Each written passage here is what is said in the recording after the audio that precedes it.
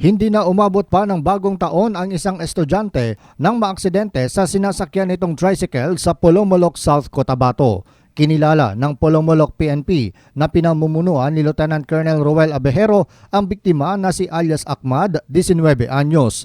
Lumabas sa investigasyon ng PNP na nabangga ng tricycle na minaneho ni alias Abdul, 18 anyos na isa ring estudyante ang puno ng malunggay sa tabing daan sa barangay Glamang. Ito ay matapos mawalan ng kontrol sa pagmamaneho habang nag-o-overtake sa isa pang sasakyan. Dahil sa lakas ng pagkakabangga sa malunggay, ang biktima ay nagtamo ng malubhang mga sugat na sanhi ng agad nitong pagkasawi. Siya ay dead on arrival sa ospital. Ligtas naman sa insidente ang driver na si Abdul. Nabatid na ang nasawing biktima at ang driver nito ay pauwi na sa Barangay Kalumpang, General Santos City mula Barangay Basag Tiboli nang maaksidente kamakalawa ng gabi.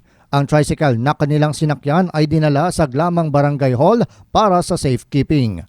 John Sionosa, NDBC Bida Balita.